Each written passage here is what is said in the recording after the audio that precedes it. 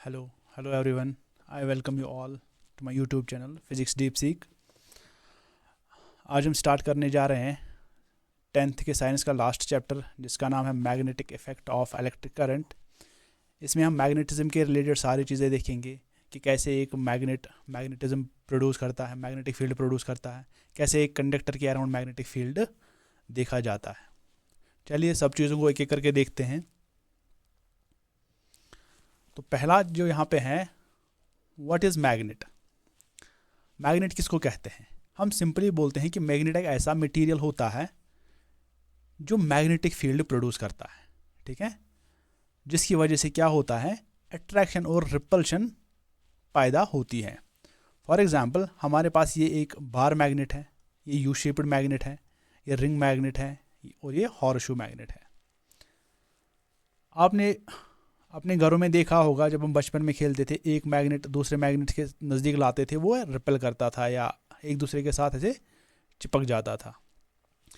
कोई भी ऐसा मटेरियल जो मैग्नेटिक फील्ड प्रोड्यूस करेगा, उसकी वजह से क्या होगा, वो एक दूसरे मटेरियल को या रिपेल करेगा या अट्रैक्ट करेगा, ठीक है, उसी को हम मैग्नेट कहते हैं। अगर हम नेचुरली ऑकरिंग मटेरियल को देखेंगे, उसमें आता है लोडस्टोन। लोडस्टोन ये क्या करता है, ये अट्रैक्ट करता है किन मटेरियल्स को, आयरन को, निकल को और कोबाल्ट को, ठीक है। अगर हम मैग्नेटिक प्रॉपर्टीज़ को देखेंगे, उसमें आता है पहला, एक मैग्नेट हमेशा उसके दो पोल्स होते हैं, एक होता है नॉर्थ पोल, दूसरा होता है साउथ पोल, ठीक है। अकेला पोल हम नहीं क्रिएट कर सकते, that means monopole does not exist या single pole does not exist, ये इसकी दूसरी प्रॉपर्टी है। थर्ड प्रॉपर्टी, जो लाइक पोल्स होते हैं वो क्या करते हैं, वो रिपेल करते हैं और अनलाइक अट्रैक्ट करते हैं। यहाँ पे आप देख रहे हो, ये साउथ पोल है और ये नॉर्थ पोल है, ये अपोजिट पोल्स हैं, ये क्या करते हैं, ये अट्रैक्ट करते हैं। ये नॉर्थ है, ये साउथ है, ये क्या करते हैं, अट्रैक्ट। ये नॉर्थ क्या करते हैं, दूर हो जाते हैं, रिपेल करते हैं, और ऐसे ही साउथ क्या करते हैं, ये रिपेल करते हैं।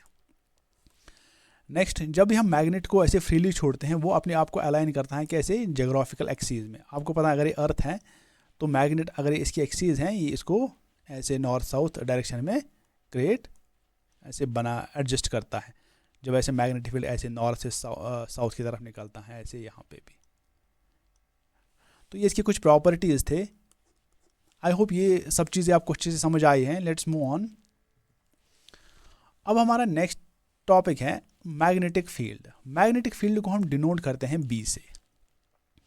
अब देखो, ये एक बार मैग्नेट है जिसका एक नॉर्थ पोल होता है और एक होता है साउथ पोल, ठीक है।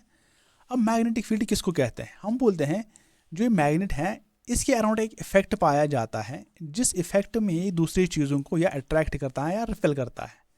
तो मैंने यहाँ पे ऐसे लिखा है, space around the magnet wire force of attraction and repulsion is experienced, ठीक है।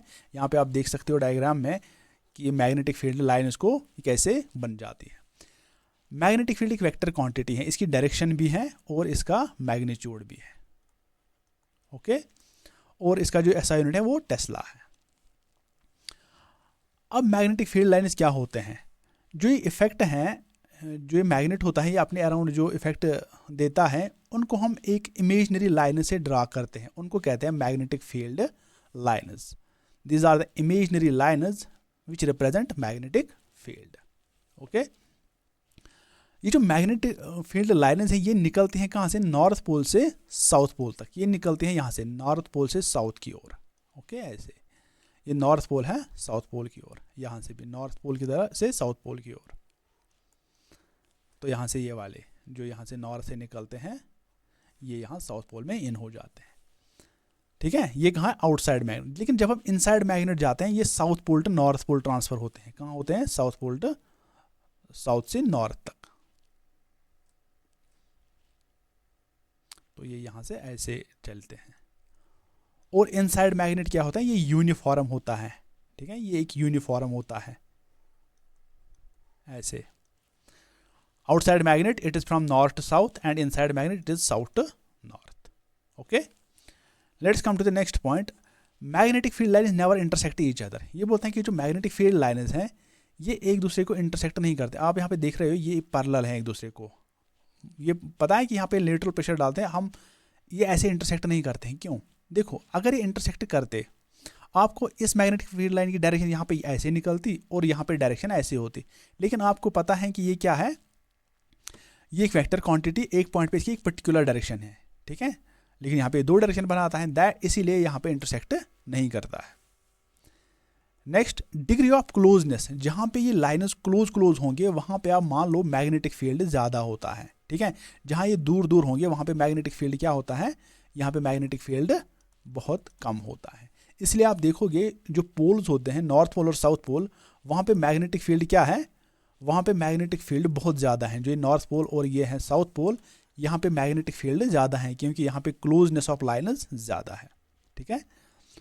डिग्री ऑफ क्लोजनेस जहाँ पे ज़्यादा है वहाँ पे स्ट्रॉन्गर मैग्नेटिक फील्ड, और जहाँ पे कम है वहाँ पे मैग्नेटिक फील्ड लेसर है। Next point, magnetic field lines are normal to surface. जब भी एक मैग्नेटिक फील्ड अपने मैग्नेट से निकलती हैं वो नॉर्मली निकलती हैं, यहाँ पे एक 90 डिग्री बनाते हैं, जहाँ पे निकलते हैं 90 डिग्री, ठीक है, यहाँ पे भी 90, हर पॉइंट पे जहाँ से निकलती हैं तो 90 डिग्री, और जहाँ से एंटर करते हैं वहाँ पे भी नॉर्मली एंटर करती है। ओके, यहाँ पे आप देख सकते हो ये नॉर्थ साउथ, तो यहाँ से कैसे मैग्नेटिक फील्ड नॉर्थ से निकलता है साउथ की ओर, यहाँ से भी नॉर्थ से साउथ की ओर, और इन साइड क्या होता है साउथ टू नॉर्थ। अगर मैंने सेम पोल्स को देखा, ये मैग्नेटिक फील्ड क्या करते हैं, ये रिपेल करते हैं, तो आप देख रहे हो ये लाइन और ये मैग्नेटिक फील्ड लाइन आपस में दूर दूर चलते हैं, ठीक है, दूर दूर ऐसे चले जाते हैं, जिसकी वजह से ऐसे दिखाते हैं कि रिपेल करते हैं। और अगर अपोजिट पोल्स होंगे साउथ पोल नॉर्थ पोल, आपको पता है नॉर्थ से निकलते हैं साउथ की ओर, ठीक है, नॉर्थ से निकलते हैं साउथ की ओर, तो ये एक फोर्स ऑफ अट्रैक्शन क्रिएट कर देते हैं। ओके, अब हमारा है मोस्ट इंपॉर्टेंट टॉपिक जिस पे इस चैप्टर का नाम रखा गया, magnetic field due to current carrying conductor. देखो इसमें क्या, एक साइंटिस्ट था H.C. ओरस्टेड, उसने एक्सीडेंटली देखा, वो अपने लैब में काम कर रहा था, उसने अपने सर्किट में क्या देखा, जब उसके पास कंडक्टर था उसने उसको बैटरी के साथ जब स्विच ऑन किया, बाहर उसने एक मैग्नेटिक नीडल को ऐसे डिफ्लेक्ट होते हुए देखा। उसने ऑन ऑफ किया तो वो दिख रहा था डिफ्लेक्शन, दैट मीन्स उसने देखा कंडक्टर के अराउंड कुछ जो स्पेस होती है उसमें कुछ पाया गया है। तो उसने बोला जो उसके अराउंड देखा गया वही मैग्नेटिक फील्ड है। यहाँ पे अगर आप देखोगे XY कंडक्टर है, ये एक कंडक्टर है, इसको मैंने यहाँ पे बैटरी के साथ कनेक्ट कर दिया, ठीक है, और ये मैग्नेटिक नीडल है, ठीक। तो ओरस्टेड ने जब स्विच ऑन किया तो उसने इस नीडल को ऐसे डिफ्लेक्ट होते हुए देखा, तो फिर उसने उस पर ऐसे जानकारी लगाई, तो उसने देखा कि इसके अराउंड एक इफेक्ट पाया जाता है जिसको बाद में नाम रखा गया मैग्नेटिक फील्ड। तो ये किसने दिया पहले, ओरस्टेड ने। तो क्या कहता है ये magnetic field due to current carrying conductor, ये बोलता है when current flows through the conductor, जब भी एक कंडक्टर में करंट पास होती है, magnetic field is produced around the conductor in the form of concentric rings. तो इसके अराउंड मैग्नेटिक फील्ड पाया जाता है कंडक्टर के around in the form of circular loops या सर्क्यूलर रिंग्स। अब देखो ये XY कंडक्टर हैं, तो X से Y की तरफ आपको पता है पॉजिटिव से डायरेक्शन ऑफ करंट पॉजिटिव से नेगेटिव की ओर है, ठीक है। तो इसने कहा जो मैग्नेटिक फील्ड है ये किन किन फैक्टर्स पे डिपेंड करता है, ये बोलता है जितनी करंट इसमें से गुजरेगी, जितना इसमें से I बढ़ जाएगी, उतना मैग्नेटिक फील्ड ज़्यादा होगा। मैग्नेटिक फील्ड को हम डिनोट करते हैं किससे, B से। तो दैट मीन्स जितना इसमें से करंट पास होगी उतना यहाँ पे मैग्नेटिक फील्ड इफेक्ट ज़्यादा पाया जाएगा। And magnetic field decreases with the increase in distance. अब देखो ये कंडक्टर से मैं अगर यहाँ पे देखूँ, ये बहुत नज़दीक पॉइंट है कहाँ से, कंडक्टर से इस पॉइंट तक, तो यहाँ पे मैग्नेटिक फील्ड ज़्यादा हो। अगर मैं और दूर जाऊँगा, मान लो ये R है, तो ये बहुत दूर पॉइंट है, अगर डिस्टेंस ज़्यादा होगी तो दूर दूर मैग्नेटिक फील्ड बहुत कम होगा, ठीक है। तो पहले में क्या लिखेंगे, B is proportional to I and B is inversely proportional to R। जितना R ज़्यादा होगा उतना मैग्नेटिक फील्ड कम होगा, ठीक है। तो उसकी रिलेशन ऐसे यहाँ पे मैंने लिखी है, B is equal to I by R, where I denotes the current passing through the conductor and R is the distance from conductor to this point, ठीक है। अब देख रहा है कि ये जो मैग्नेटिक फील्ड है किस डायरेक्शन में प्रोड्यूस हो रहा है, क्योंकि मैग्नेटिक फील्ड एक वेक्टर क्वांटिटी है, तो किस डायरेक्शन, किस साइड में इसकी डायरेक्शन है, तो इसकी डायरेक्शन देखते हैं। ये डायरेक्शन दी किसने, Fleming's right hand thumb rule. हाँ, इससे हम देखते हैं डायरेक्शन या कॉर्कसिक्रिव रूल। पहले हम इसको देखेंगे फिर बाद में देखते हैं कॉर्कसिक्रिव रूल को। ये बोलता है कि थंब रिप्रेजेंट करता है करंट को, जैसे आपका ये हाथ है, ये थंब रिप्रेजेंट करता है किसको, करंट को, ये थंब रिप्रेजेंट करता है डायरेक्शन ऑफ करंट। और जो फिंगर्स हैं, कर्ल्स ऑफ फिंगर्स, ये क्या रिप्रेजेंट करते हैं, मैग्नेटिक फील्ड। अब जो ये फिंगर हैं ये इस डायरेक्शन में है, तो ये रिप्रेजेंट करते हैं क्या, मैग्नेटिक फील्ड। अब देखो कैसे मैग्नेटिक फील्ड की डायरेक्शन पाई गई। अगर मैंने कंडक्टर ये जो है ये हाथ में रखा, ये कंडक्टर है, इसको मैंने हाथ में रखा, डायरेक्शन कैसे है, ऊपर की ओर है ना, करंट की डायरेक्शन कहाँ है, ऊपर। तो कर्ल ऑफ फिंगर कैसे हैं, ऐसे। तो that means direction of magnetic field ऐसे होगी, है ना, क्योंकि कर्ल ऐसे हैं। थोड़ा फोकस करके देखो, अगर ऊपर की ओर थंब है, कर्ल ऐसे हैं, क्लॉकवाइज डायरेक्शन, ठीक है। अगर नीचे की ओर करंट होगी, अगर नीचे की ओर करंट होगी, नीचे की ओर करंट है, तो कर्ल्स क्या है, कर्ल्स ऐसे इस डायरेक्शन में है, ठीक है। कर्ल्स कहाँ है, ऐसे क्लॉकवाइज। अगर थंब नीचे है तो डायरेक्शन कैसे होगी, क्लॉकवाइज। अगर करंट ऊपर है, ये कैसे होगी, ये कैसे होगी, ये होगी एंटी क्लॉकवाइज। ओके, तो यहाँ से आप देख रहे हो ये बाहर से है और इसका ये वाला पॉइंट बाहर से है, ठीक है। ये क्लॉकवाइज, ये एंटी क्लॉकवाइज। ओके, तो अगर ऐसे करंट होगी हॉरिजेंटली तो मैग्नेटिक फील्ड कैसे होगा, तो मैग्नेटिक फील्ड ऐसे, यहाँ से ऊपर से आएगा तो यहाँ से एंटर करेगा, ठीक है। तो यहाँ से बाहर आएगा, यहाँ से एंटर करेगा। अगर ऐसे होगा, ठीक है, तो ऊपर से ऐसे जाएगा तो यहाँ से इन, यहाँ से आउट, यहाँ से इन, ठीक है। आई होप ये आपको अच्छे से समझ आया। ये मोस्ट इंपॉर्टेंट क्वेश्चन है, बहुत बार एग्जाम में आया है, ठीक है। ये इसकी से कभी डायग्राम आते हैं, कभी बोलते हैं डायरेक्शन कैसी है। यहाँ पे जो करंट नीचे हैं तो इसकी डायरेक्शन कैसे होगी, अब हाँ, इसकी डायरेक्शन कैसे होगी, ये नीचे की ओर है तो इसकी ऐसे क्लॉकवाइज, है ना। तो यहाँ पे मैंने यही दिखाया है, clockwise. Okay, let's move on. अब है हमारे पास magnetic field due to circular wire या सर्क्यूलर कंडक्टर या सर्क्यूलर लूप आप बोल सकते हो। ये देखो आप, ये आपके पास लूप है, इसमें करंट ऐसे जा रही है, ठीक है, करंट ऐसे जा रही है। ये पॉजिटिव टर्मिनल है तो पॉजिटिव से नेगेटिव जाती है करंट। अब देखो ये कैसे मैग्नेटिक फील्ड प्रोड्यूस करता है। तो सेम कंसेप्ट है कि when electric current flows through the circular wire, magnetic field is produced around the wire in the form of concentric circles. अब देखो अगर मैं यहाँ पे एक छोटा सा एलिमेंट लूँ, ठीक है, तो करंट कैसे जाते हैं, करंट ऊपर की ओर जाती है ना। यहाँ पे कैसे, क्योंकि पॉजिटिव से करंट ऊपर की ओर जाती है। तो यहाँ पे कैसे हैं, यहाँ इस साइड में नीचे की ओर, ठीक।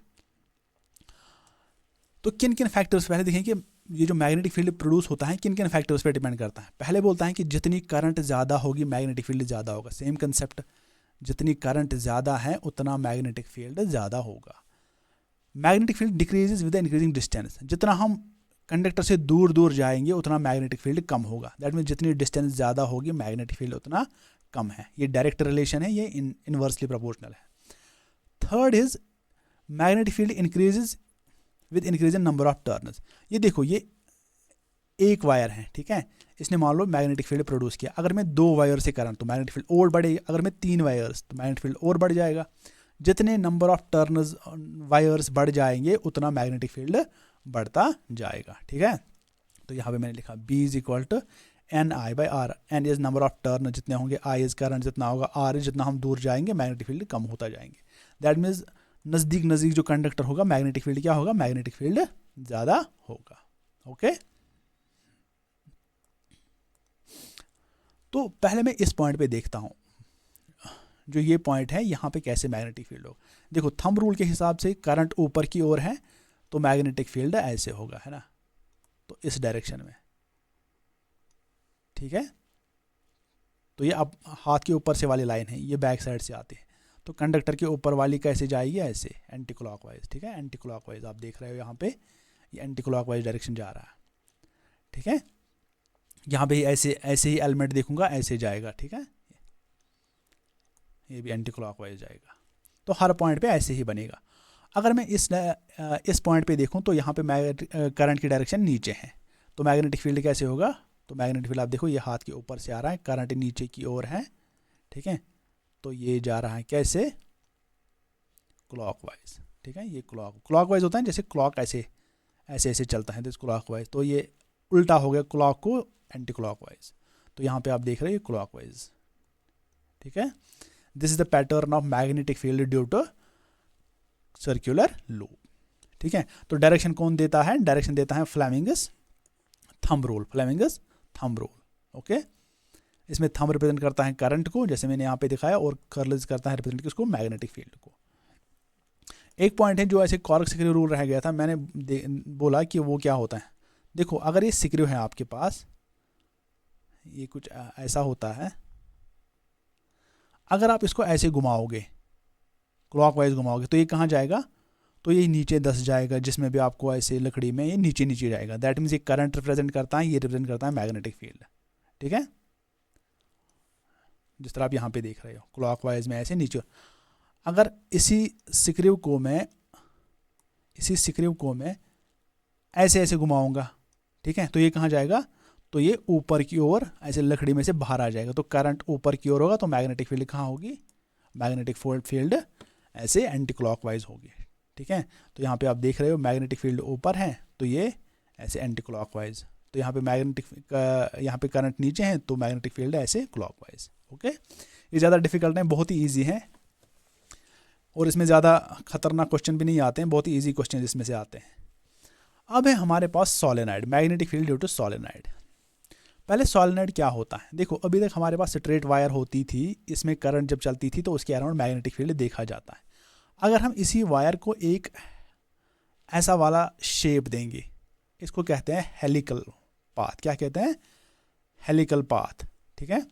इसी को कहते हैं सोलेनाइड। तो मैंने यहाँ पे लिखा at long tightly wounded helical coil with insulated metallic wire is called solenoid, ठीक है।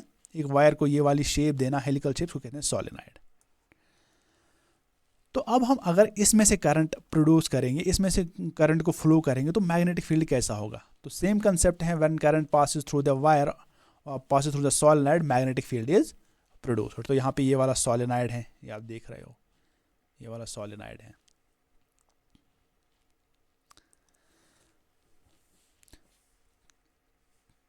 तो इस सोलेनाइड को यहाँ से बैटरी के साथ कनेक्ट किया, ये वाली बैटरी है।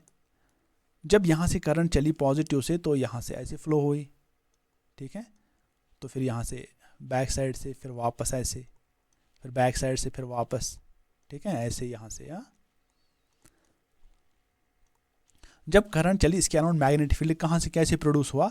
तो मैग्नेटिक फील्ड इस डायरेक्शन में प्रोड्यूस हुआ, ठीक है, फ्रॉम इनसाइड सोलेनाइड। ये साउथ से कहाँ तक? नॉर्थ की ओर फ्लो हुआ। और आउटसाइड सोलेनाइड ये कहाँ से हुआ? नॉर्थ से साउथ तक फ्लो हुआ, ठीक है। अब देखो, अब जो ये वाला फेस है, इसमें ये क्लॉकवाइज है ऐसे, ठीक है। इसके लिए सिंबल हैं ऐसे। अगर मैंने एस बनाया, तो एस को जब मैं कंटिन्यू करता हूँ, ये बनता है क्लॉकवाइज, ठीक है। तब इसको कहेंगे साउथ पोल। तो यहाँ पे आप देख रहे हो ये क्लॉकवाइज है, तो एस रिप्रेजेंट इज क्लॉकवाइज। अगर मैं नॉर्थ साइड को, अगर मैं इस वाले साइड को देखूंगा, यहाँ से मैं बैठा हूँ, तो मैं इसको इस फेस से देख रहा हूँ, ये एंटी क्लॉकवाइज है। तो मैं एन को ऐसे उल्टे डायरेक्शन में घुमाऊंगा, तो ये बनता है एंटी क्लॉकवाइज, ठीक है। तो ये आप देख रहे हो, ये ऐसे क्लॉकवाइज है, तो इसको साउथ पोल कहेंगे। जब इसको यहाँ से देखेंगे, ये एंटी क्लॉकवाइज बनेगा, ठीक है, इसको नॉर्थ पोल कहते हैं। तो inside solenoid it flows from south pole to north pole, and outside it flows from north to south, okay. और इनसाइड सोलेनाइड ये यूनिफॉर्म होता है, that is the magnetic field are like parallel line, तो equally होता है, ठीक। तो यहाँ पे ये ऐसे डिफरेंट होता है, कभी पे ज़्यादा, कहीं पे कम होता है। तो अब मैग्नीट्यूड देखते हैं, मैग्नीट्यूड किन किन पे डिपेंड करता है। पहले करता है जितना करंट होगा हर किसी में, क्योंकि मेन सोर्स जो इसका मैग्नेटिक फील्ड का है वो है करंट ही। तो मैंने जितना इसमें से करंट बढ़ाया, तो जितना मैंने करंट बढ़ाया उतना मैग्नेटिक फील्ड बढ़ जाएगा, ठीक है। और दूसरा है number of turns per unit length. देखो अगर मैं इतने में ऐसे 4 टर्न्स दूंगा, ठीक है, लेकिन अगर मैं इसी लेंथ में ऐसे 100 टर्न्स भी दे सकता हूँ, ठीक है।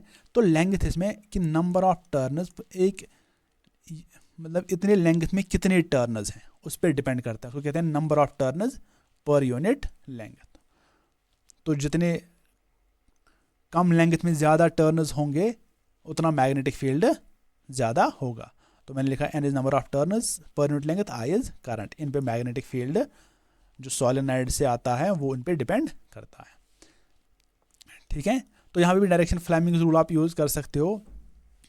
अब यहाँ पे क्या है, जो मैग्नेटिक फील्ड है इसको थंब की डायरेक्शन में रखो, ठीक है। यहाँ पे थंब को किसकी डायरेक्शन में रखो, मैग्नेटिक फील्ड, और जो कर्ल्स हैं वो क्या करते हैं, वो करंट को यहाँ पे, ठीक है। ये थोड़ा ऐसे एक्सेप्शन है, यहाँ पे ध्यान रख लेना।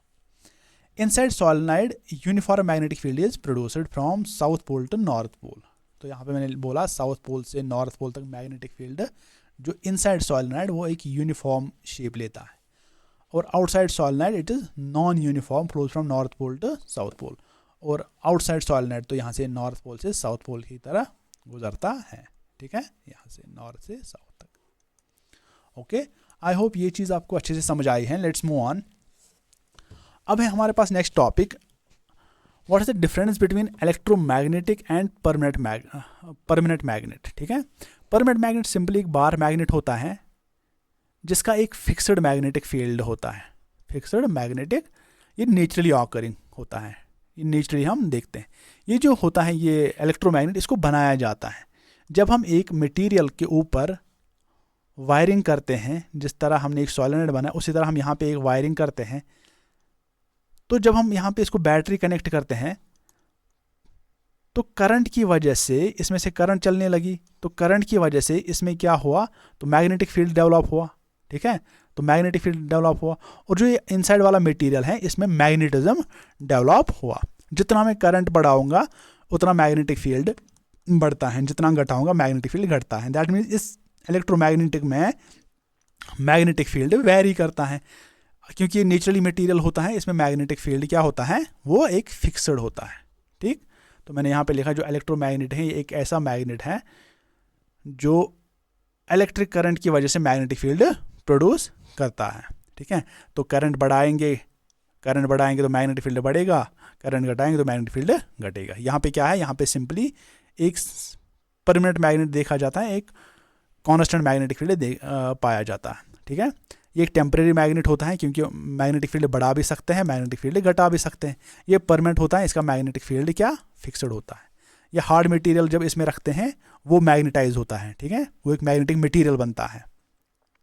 जो इसके अंदर मैंने ये मटेरियल रखा, ये मैग्नेटिक फील्ड में आता तो एक मैग्नेटाइज होता है, ये मैग्नेट बन जाता है। जब हम करंट को बंद करते हैं ये डिमैग्नेटाइज होता है, तो मैग्नेटाइज वेरीज, तो इसमें फिक्स्ड होता है। और ये जो परमानेंट होता है ये सॉफ्ट भी होता है। Okay, let's move on. अब है हमारे पास force on a charged particle in magnetic field. अगर हम मैग्नेटिक फील्ड में एक चार्ज्ड पार्टिकल को रखेंगे तो किस डायरेक्शन में फोर्स पड़ेगा, कितना फोर्स पड़ेगा। तो यहाँ पे when a charged particle is placed in magnetic field force is experienced due to magnetic field. जब भी मैं किसी मैग्नेटिक फील्ड में, ये मान लो मैग्नेटिक फील्ड है, इसमें एक चार्ज्ड पार्टिकल रखूँ, ये बोलता है इस पर क्या पड़ता है, इस पर फोर्स पड़ता है, ठीक है, इस पर फोर्स पड़ता है। किस डायरेक्शन में पड़ेगा वो हम देखते हैं बाद में किसने वो रूल दिया। तो पहले बोलता है अगर मैंने ये पार्टिकल रखा, ठीक है, इस पे फोर्स बढ़ जाएगा, किसकी वजह से, फोर्स ज़्यादा होगा अगर इसकी वेलोसिटी ज़्यादा होगी। किसकी, अगर ये जो पार्टिकल चल रहा है अगर इसकी वेलोसिटी ज़्यादा है तो फोर्स ज़्यादा होगा। अगर इसका चार्ज ज़्यादा होगा, अगर क्यू ज़्यादा होगा इसका, तो तब भी फोर्स ज़्यादा होगा। तो मैंने यहाँ पे अगर वेलोसिटी ज़्यादा होगा तो फोर्स भी ज़्यादा होगा, अगर चार्ज ज़्यादा होगा तो फोर्स भी इस पर ज़्यादा पड़ेगा। Force increase with the increase in magnetic field. अगर मैग्नेटिक फील्ड बढ़ जाएगा तो इस पर फोर्स और बढ़ जाएगा। तो यहाँ पे मैंने ये तीनों फैक्टर्स पे डायरेक्टली रिलेशन बनाता है। लेकिन एक चीज़ याद रखना, ये तभी पॉसिबल है, फोर्स तभी पॉसिबल है जब ये तीनों क्या परपेंडिकुलर होंगे। क्या होंगे, मान लो ये मैग्नेटिक फील्ड पड़ रहा है इस डायरेक्शन में, तो ये आउटवर्ड्स मान लो ये मैग्नेटिक फील्ड है, ये मान लो इसकी वेलोसिटी ऑफ पार्टिकल है, तो इसका जो फोर्स होगा वो कैसे होगा, वो ऊपर की ओर होगा, ठीक है। वो 90 तीनों 90 डिग्री पे होने चाहिए। क्या होने चाहिए, तीनों। अगर ये पैरेलल होंगे, यहाँ बी होगा, यहाँ वेलोसिटी ऑफ पार्टिकल, तब इस पर फोर्स नहीं पड़ता है, ठीक है। इन शॉर्ट आप बोल सकते हो फोर्स मैक्सिमम कब होगा, जब परपेंडिकुलर होंगे। क्या परपेंडिकुलर होंगे, हम बोलते हैं फोर्स इज मैक्सिमम कब, जब मैग्नेटिक फील्ड परपेंडिकुलर होगा किसको, करंट को, या फोर्स इज मिनिमम जब क्या होगा, पैरेलल बोलो या एंटी पैरेलल बोलो, ठीक है, पैरेलल बोलो या एंटी पैरेलल बोलो, तब इसका क्या होगा, तब मैग्नेटिक फील्ड, तब फोर्स क्या होगा, जीरो, यहाँ पे फोर्स क्या होगा, मैक्सिमम। ओके, देखते हैं डायरेक्शन, इसको समझते हैं। तो अब सिंपल याद रखना, फोर्स किन किन पे डिपेंड करता है, charge of particle, velocity of particle and magnetic field of, जिसमें हम इसको रखते हैं। अब डायरेक्शन देता है Fleming's left hand rule. First वाला क्या था, Fleming's right hand thumb rule, this is Fleming's left hand rule. यहाँ पे आप देख रहे हो ये थंब है, ये 4 फिंगर है और ये मिडल फिंगर है, ये आपस में 90 डिग्री है, हर जगह 90 डिग्री है। ये जो थंब है ये मोशन करता है, सिंपली ये फोर्स रिप्रेजेंट करता है। ये जो 4 फिंगर है ये मैग्नेटिक फील्ड को रिप्रेजेंट करता है, और जो मिडल फिंगर है ये किसको रिप्रेजेंट करता है, ये करंट को रिप्रेजेंट करता है। आपस में क्या है, ये तीनों 90 डिग्री पे है। ओके, तो ये देखो ये 4 फिंगर है मैग्नेटिक फील्ड, ओके, तो ये और फिंगर है फोर्स और ये करंट है।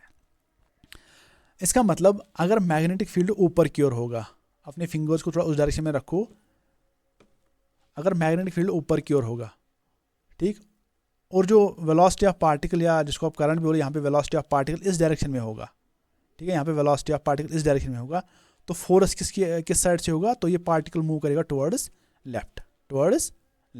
ओके, अब देखो अगर मैग्नेटिक फील्ड टुवर्ड्स राइट होगा और ये आउटवर्ड्स होगा, ये जो ये करंट, ये वेलोसिटी ऑफ पार्टिकल आउटवर्ड्स होगा, तो फोर्स कहाँ की ओर होगा, फोर्स ऊपर की ओर होगा। इसको थोड़ा प्रैक्टिस करोगे लेफ्ट हैंड पे तो आपको आराम से समझ आ जाएगा, ठीक। तो यहाँ पे मैं लिखा thumb represents force, 4 finger represents magnetic field और मिडल फिंगर क्या करता है, रिप्रेजेंट करंट। ओके, देखो ये जो हम करते हैं ना, हम जब एक चार्जड पार्टिकल को, पॉजिटिव पार्टिकल को इसमें रखते हैं, किसमें, फील्ड में, मान लो मैंने एक पॉजिटिव चार्जड पार्टिकल को मैग्नेटिक फील्ड में रखा है, ये मैग्नेटिक फील्ड है, ओके, मैंने एक पॉजिटिव चार्ज को रखा है किस डायरेक्शन में, ऐसे आउटवर्ड डायरेक्शन में, तो इस पे जो फोर्स पड़ेगा वो ऊपर की ओर पड़ेगा, ठीक है, ये फोर्स ऊपर की ओर, वेलोसिटी होगी। इसी कंसेप्ट पे कंडक्टर में भी चलता है, चाहे अल्फा पार्टिकल हो, चाहे पॉजिट्रॉन हो, चाहे अल्फा पार्टिकल हो, अल्फा पार्टिकल भी क्या होता है, पॉजिटिव। ओके, तो इसमें कौन सा रूल चलता है, फ्लेमिंग्स लेफ्ट हैंड रूल। लेकिन याद रखना इलेक्ट्रॉन पे क्या होता है, इलेक्ट्रॉन पे डिफरेंट सिचुएशन होती है, वहाँ पे अपोजिट डायरेक्शन हम लेते हैं। सेम रूल चलता है, अगर मैग्नेटिक फील्ड इस डायरेक्शन में होगा, फोर्स ऊपर, सॉरी वेलोसिटी ऑफ, जो यहाँ पे नेगेटिव चार्ज है, ये नेगेटिव चार्ज है, मान लो ये नेगेटिव चार्ज पार्टिकल है, इसकी वेलोसिटी आउटवर्ड्स है, तो फोर्स कहाँ की ओर होगा, actually right hand thumb rule ऊपर की ओर दिखा, लेकिन इसमें क्या हमें लेना है, इसमें अपोजिट होगा पॉजिटिव चार्ज का, तो नीचे की ओर इसमें फोर्स होगा, ठीक है। अगर पॉजिटिव चार्ज पे फ्लेमिंग्स लेफ्ट हैंड रूल आप याद रखना, और नेगेटिव चार्ज में हमेशा फ्लेमिंग्स लेफ्ट हैंड रूल ही लगता है, लेकिन हमेशा फोर्स का फिर बाद में अपोजिट डायरेक्शन लेना आप, ठीक है। तो यहाँ पे ये चीज़ याद रख लेना। आई होप ये चीज़ आपको अच्छे से समझ आई है। अगर यहाँ पे समझ ना आए तो यहाँ पे आपको अच्छे से समझ आएगी। अब देखते हैं ये वाला topic, force on A current carrying conductor inside a magnetic field. अगर हम एक कंडक्टर को मैग्नेटिक फील्ड में रखेंगे तो उस पर फोर्स पड़ता है, इसी कंसेप्ट पे सेम काम करता है ये भी। When a current carrying conductor is placed in a magnetic field, force is experienced on conductor due to magnetic field. अब आप देखो ये ए बी ये कंडक्टर है, इसमें करंट इस डायरेक्शन में चलती है, ठीक है, ऐसे current from B to A direction में चलती है, ये करंट की डायरेक्शन है।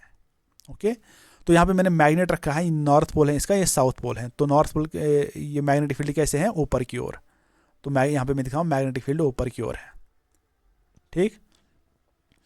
और इस पे करंट कैसे हैं, तो कंडक्टर ये है, तो करंट इस डायरेक्शन में है, मतलब बाहर की ओर, ठीक है। अब इस पे फोर्स कहाँ पड़ेगा, तो ये बोलता है इसमें फोर्स लेफ्ट वर्ड्स पड़ेगा, तो इस पे जो फोर्स है वो लेफ्ट वर्ड्स पड़ेगा। ये ऊपर की ओर है अपवर्ड्स, ये लेफ्ट वर्ड्स हैं, ये जो ये आए हैं ये आउटवर्ड्स हैं, ठीक है। करंट है, ये आई क्या रिप्रेजेंट करता है, एफ इज फोर्स। इसमें भी यही रूल बताता है, फ्लेमिंग जो लेफ्ट हैंड रूल है यही डायरेक्शन थी। पहले देखते हैं ये जो फोर्स पड़ता है किन किन फैक्टर्स पे डिपेंड है। पहला बोलता है कि फोर्स ज़्यादा होगा, डिपेंड करता है किस पे, करंट पे। जितना इसमें करंट होगी उतना ही ज़्यादा इसमें फोर्स होगा। Next is force increases with the increase in length of conductor. जितना कंडक्टर की लेंथ ज़्यादा होगी उतनी ज़्यादा करंट होगी तो उतना ज़्यादा फोर्स होगा, ठीक है। तो third one is magnetic field. जितना मैग्नेटिक फील्ड ज़्यादा होगा उतनी करंट ज़्यादा होगी, ठीक है। तो यहाँ पे मैंने इसलिए बोला कि ये नॉर्थ पोल है, ये साउथ पोल है, तो नॉर्थ से साउथ एक मैग्नेटिक फील्ड जनरेट होता है। तो मैग्नेटिक फील्ड कहाँ की ओर है, तो यहाँ पे आप देख रहे हो ऊपर की ओर, ठीक है। तो कंडक्टर थोड़ा ऐसे रखा गया है, ठीक है, इस डायरेक्शन में करंट चलती है। तो मैंने यहाँ पे दिखाया दिस इज आउटवर्ड्स करंट। तो according to Fleming's thumb rule यहाँ पे आप देख रहे हो, अगर फील्ड ऊपर होगा करंट आउटवर्ड्स होगी तो फोर्स टुवर्ड्स लेफ्ट होगा, okay. Same thumb represents force, four finger magnetic field and middle finger represents ये करंट रिप्रेजेंट करता है। कौन देता है, फ्लेमिंग्स लेफ्ट हैंड रूल। लेकिन याद रखना ये तीनों 90 होने चाहिए, तीनों फिंगर्स 90 पे होने चाहिए। तो यहाँ पे आप देख रहे हो force is equal to B is magnetic field, I is current, L is length of conductor. मैंने एग्जाम में देखा ये क्वेश्चन बहुत बार आया था, कब फोर्स मैक्सिमम होगा। मैंने हमेशा बोला जब मैग्नेटिक फील्ड और करंट परपेंडिकुलर होंगे, ठीक है, तब फोर्स मैक्सिमम होगा। या हम बोलेंगे थीटा जब इनके दरमियान 90 होगा, जब परपेंडिकुलर थीटा तो 90 ही होगा। तो मिनिमम कब होगा, मिनिमम तब होगा जब मैग्नेटिक फील्ड इस डायरेक्शन में होगा और करंट उसके अपोजिट डायरेक्शन में है। तो या तो 0 डिग्री एंगल होगा, या दोनों सेम डायरेक्शन में होगा, या 180 डिग्री होगा, ठीक है। सेम डायरेक्शन में मान लो दोनों पैरेलल है तो एंगल कितना होगा, 0 डिग्री। अगर अपोजिट में है, एक टुवर्ड्स राइट जा रहा है, एक टुवर्ड्स लेफ्ट जा रहा है, ठीक है, तो मान लो ये बी है तो इनके दरमियान कितना एंगल है, 180। तब फोर्स क्या होता है, तब फोर्स इस पर मिनिमम पड़ता है, ओके। आई होप ये चीज़ आपको अच्छे से समझ आई है। Let's move on. अब थोड़ा यहाँ पे देखते हैं कि फोर्स कंडक्टर पे किस डायरेक्शन में पड़ेगा। इस पे आप मान लो एक क्वेश्चन डेफिनेटली आता ही आता है। ये जो डॉट है ये आप मान लो ये आउटवर्ड होता है, ये मैग्नेटिक फील्ड आउटवर्ड रिप्रेजेंट करता है। ये जो डॉट डॉट होता है ये क्यों दिखाया गया, हमेशा आपको पता है जब भी हम एक एरो को देखते हैं हम इसको ऐसे देखते हैं। जब ये एक इंसान की तरफ आएगा इसको इसका टिप दिखेगा, ठीक है, तो उसकी तरफ आ रहा है तो आउटवर्ड्स। जब ये बंदा इसको देखेगा ये बाहर मतलब अंदर की ओर तो इसको ये क्रॉस दिखेगा। तो ये डॉट क्या दिखाता है, आउटवर्ड्स, ठीक है। ये क्रॉस क्या दिखाता है, इनवर्ड्स, ठीक है, मतलब इनटू द बोर्ड या into the laptop, into the copy, जैसे भी जिस पे भी आप डायग्राम बना रहे हो। अब आप यहाँ पे देखो सेम रूल लगाना है, थंब रूल है, याद रखना। मैग्नेटिक फील्ड कहाँ है, इनटू द बोर्ड, तो फिंगर को इनटू द बोर्ड डालो, ये बी है, ओके।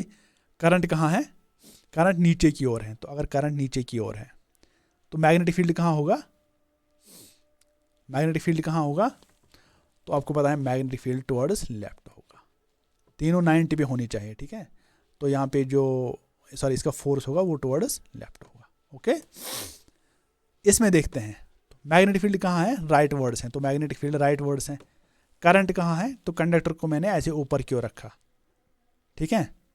तो मान लो ये मैग्नेटिक फील्ड है तो करंट को मैंने ऊपर रखा, ओके। तो इस पे जो फोर्स होगा वो इनवर्ड होगा। कैसे होगा, वो इनवर्ड होगा, ओके। अब तीसरे वाले पे देखते हैं, मैग्नेटिक फील्ड आउटवर्ड होगा। इस पे क्या है, मैग्नेटिक फील्ड ये आउटवर्ड है, ये बी है, ओके। करंट कैसे है,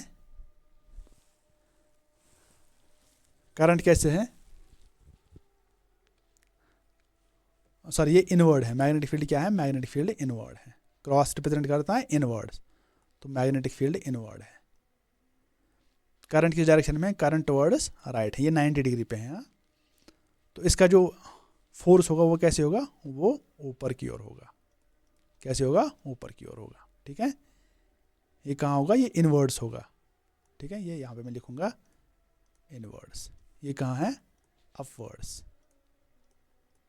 ये कहाँ होगा, टुवर्ड्स लेफ्ट। इसमें डेफिनेटली एक क्वेश्चन आता है, थोड़ा सा इसको डायरेक्शन देख लेना। अब यहाँ पे देखो मैग्नेटिक फील्ड टुवर्ड्स राइट है, लेकिन अपोजिट डायरेक्शन में करंट है। तो आपको पता है जब पैरेलल होते हैं, जब अपोजिट तब क्या होता है मैग्नेटिक फील्ड, तब क्या होता है फोर्स, तो फोर्स तब 0 होता है। ठीक है, ये तभी काम करता है जब ये तीनों परपेंडिकुलर होंगे। अब इस वाले केस पे ई पार्ट पे आते हैं। मैग्नेटिक फील्ड कहाँ है, मैग्नेटिक फील्ड ऊपर की ओर है। मान लो मैग्नेटिक फील्ड अब ऊपर है इस डायरेक्शन में। हाँ, ये क्या है, ये इनवर्ड्स है। ये क्या है, करंट। तो ये इनवर्ड्स करंट है, करंट इनवर्ड्स है। ये 90 डिग्री करंट है, ये बी है। तो फोर्स कहाँ होगा, तो फोर्स टुवर्ड्स राइट होगा। कहाँ होगा, फोर्स टुवर्ड्स राइट होगा। आराम से आप इसको देखोगे with Fleming's left hand rule, आप इसको ऐसे निकाल पाओगे। लास्ट वाले केस पे देखते हैं, मैग्नेटिक फील्ड टुवर्ड्स लेफ्ट है। अगर मैग्नेटिक फील्ड ऐसे लेफ्ट है, करंट कहाँ है, करंट आउटवर्ड्स है। करंट कहाँ है, करंट कहाँ है, करंट आउटवर्ड्स है। ऐसे आप मान लो आउटवर्ड्स, ये आउटवर्ड्स है। तो इस पे जो मैग्नेटिक फील्ड फोर्स होगा वो कैसे होगा, वो डाउनवर्ड होगा। कहाँ होगा, डाउनवर्ड होगा। तो ये डाउनवर्ड। ओके, थोड़ा सा इसको प्रैक्टिस करोगे, ये आराम से आप लोगों को समझ आएगा। ऐसे कोई डरने की ज़रूरत नहीं है इसमें। अब हम देखते हैं डोमेस्टिक सर्किट्स क्या होते हैं। डोमेस्टिक इलेक्ट्रिक सर्किट, ये सिंपली ऐसा सर्किट होता है, वायर्स का सर्किट जो हम अपने होम्स में यूज़ करते हैं। It is the domestic electric circuit is the network of wires that supplies electric current in our homes. ठीक है, जिसकी वजह से हम इलेक्ट्रिक अप्लायंसेज चलाते हैं, जैसे फ्रिज चलाना हो, आयरन चलाना हो, वॉशिंग मशीन चलानी हो। इंडिया में जो पोटेंशियल डिफरेंस ऐसे फिक्स की गई है या फ्रीक्वेंसी, वो 220 वोल्ट पोटेंशियल है और फ्रीक्वेंसी 50 हर्ट्ज। फ्रीक्वेंसी आपको ज़्यादा भी नहीं समझना है, बस फ्रीक्वेंसी आप याद रखो, इंडिया में 50 हर्ट्ज की फ्रीक्वेंसी रखी गई है। और आपको पता है डोमेस्टिक सर्किट में, जो हम घरों में सर्किट में, उसके 3 वायर्स होते हैं। एक होते हैं लाइव वायर, जिसको हम पॉजिटिव वायर, उसकी रेड कोटिंग होती है। न्यूट्रल वायर जो नेगेटिव वायर है, उसकी ब्लैक कोटिंग होती है। अर्थ वायर जो ग्रीन होती है, क्या होती है, जो ग्रीन कलर होती है। तो यहाँ पे मैंने ऐसे कलर शेप में भी इसको रखा ताकि आपको ऐसे पहली बार में याद रहे। ठीक, तो हमारे घरों में हम जो वायर्स को जोड़ते हैं वो सीरीज़ में भी कनेक्ट कर सकते हैं और पैरेलल में भी कनेक्ट कर सकते हैं। आपको पता है जब भी बाहर से इलेक्ट्रिसिटी आती है तो हमारे पास मेन बोर्ड होता है, उसके बाद हम एक फ्यूज़ यूज़ करते हैं या एमसीबी यूज़ करते हैं। ठीक है, या फ्यूज़ यूज़ करते हैं। उसके बाद हम अपने अपने होम्स में उसको ऐसे कनेक्ट करते हैं। ओके, अब देखो यहाँ पे कुछ टर्म्स हैं, इनको देख लेते हैं ये क्या है। पहली टर्म है ओवरलोडिंग। ओवरलोडिंग क्या होती है, ओवरलोडिंग होती है, मान लो हमारे पास 2 वायर्स हैं, हमने इन वायर्स की कैपेसिटी से अलावा इस पर लोड डाला है, ज़्यादा इलेक्ट्रिक अप्लायंसेस को कनेक्ट कर दिया है। ठीक है, जो इनकी कैपेसिटी है उससे ज़्यादा होता है, तो उसको कहते हैं overloading. When electric current drawn is more than the current carrying capacity of conductor, उसको कहते हैं ओवरलोडिंग। जब ओवरलोडिंग हो जाते हैं, ये वायर्स क्या होते हैं, ये हीट अप हो जाते हैं। ठीक है, और ये फिर शॉर्ट सर्किट क्रिएट करते हैं, ये फिर जल जाते हैं, जिसकी वजह से फायर ऐसे प्रोड्यूस होता है। दूसरा यहाँ पे शॉर्ट सर्किट, सिंपली आपको ये आराम से आएगा, जब लाइव वायर डायरेक्ट कांटेक्ट में आते हैं न्यूट्रल वायर से। सिंपली मैंने बोला जब ओवरलोडिंग होती है, ये हीट हो जाते हैं 2 वायर्स, तो आपस में हीट होने की वजह से कनेक्ट कर पाते हैं। इसकी वजह से क्या होता है, रेजिस्टेंस कम हो जाती है और लार्ज करंट इसमें फ्लो हो जाए। जब लार्ज करंट फ्लो हो जाएगी तो हीट हो जाएगा तो आपस में ये कनेक्ट हो जाएंगे, तो शॉर्ट सर्किट हो जाएगा। ठीक है, अब नेक्स्ट टर्म है सेफ्टी डिवाइस। क्या होता है safety device, simply protective device है जो हमारे हाउसेज या इलेक्ट्रिक अप्लायंसेस को बचाते हैं किससे, शॉर्ट सर्किट से या ओवरलोडिंग से। ये क्या होता है, मान लो हमारे घर में एक फ्यूज़ हम बोलते हैं, या अपने घर में सब में जाना होगा, या एमसीबी आप देखते हो जो खुद ब खुद ऐसे अप डाउन हो जाता है। ठीक है, फ्यूज़ क्या होता है, फ्यूज़ का एक मेल्टिंग पॉइंट होता है जो बहुत लो होता है। क्यों, मान लो अगर आपके इलेक्ट्रिक अप्लायंसेस टीवी को कुछ वोल्टेज देंगे, 220 पे काम करता है, ये थोड़ा उससे नीचे ही होता है। अगर यहाँ से ज़्यादा इलेक्ट्रिसिटी आए तो ये सड़ जाता है ताकि इलेक्ट्रिक अप्लायंसेस बच जाए। इसी तरह एमसीबी भी ऐसे खुद ब खुद ऑन ऑफ हो जाता है। और अर्थ वायर क्या होती हैं, ये प्रोटेक्ट करते हैं हमें इलेक्ट्रिक शॉक से। इनकेस ऑफ जब लीकेज होती है, इलेक्ट्रिक करंट फ्लो ज़्यादा होता है, तब उस इलेक्ट्रिक शॉक से हमें बचाते हैं। ये तीनों क्या है, electric fuse, electric wire and MCB, ये तीनों क्या है, ये एक प्रोटेक्टिव डिवाइस है या सेफ्टी डिवाइस है। आई होप ये सब चीज़ें आपको समझ आई हैं। ये ज़्यादा इंपॉर्टेंट नहीं है, बस कभी कभी ऐसे 1 मार्क क्वेश्चन इसमें आ सकता है, थोड़ा सा इसको देख लेना। अब देखते हैं प्रीवियस ईयर क्वेश्चंस को क्या है। ये सारे CBSE एग्जाम में आए हैं, उसको देखते हैं। 2 magnetic field lines do not intersect each other. ये बोलता है कि मैग्नेटिक फील्ड जो लाइन्स हैं ये आपस में इंटरसेक्ट नहीं करते हैं। मैंने बोला कि ये एक वेक्टर क्वांटिटी है, एक पॉइंट पे एक ही डायरेक्शन होगी। अगर इसने इंटरसेक्ट किया तो इसकी 2 डायरेक्शन बन जाएगी जो इम्पॉसिबल है, इसीलिए ये इंटरसेक्ट नहीं करते हैं। How is uniform magnetic field represented? कैसे हम करेंगे? पैरेलल लाइन से ऐसे मैग्नेटिक फील्ड को रिप्रेजेंट किया जाता है, या ऐसे क्रॉस से भी यूनिफॉर्म मैग्नेटिक फील्ड रिप्रेजेंट किया जाता है, या डॉट से भी आप with equal distances magnetic field represent किया जाता है। ओके, चलिए, उतना डिफिकल्ट क्वेश्चन इसमें से नहीं आते हैं। दूसरा क्वेश्चन देखते हैं। Draw a pattern of magnetic field lines on a sheet of paper, straight conductor passing through it centre carrying current vertically upwards. ये बोलता है कि आप डायग्राम बनाओ, एक कंडक्टर है, ऐसे करंट अपवर्ड है, ठीक है। तो मैग्नेटिक फील्ड कैसे होगा? आपको पता है थंब रूल के हिसाब से ऐसे एंटी क्लॉकवाइज मैग्नेटिक फील्ड, ठीक है। तो आपको बताना है कॉरस्पॉन्डिंग मैग्नेटिक फील्ड लाइंस आपको दिखानी है डायग्राम में। एंड स्टेट थंब रूल, आपको पता है थंब रिप्रेजेंट करता है किसको? करंट को।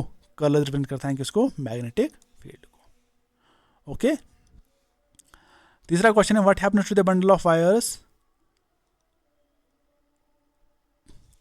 What happens when a bundle of wires of soft iron is placed inside the coil of a solenoid. ये बोलता है कि सॉइल नेट के अंदर अगर हम ऐसे बहुत से बंडल, उनको क्या हो जाएगा?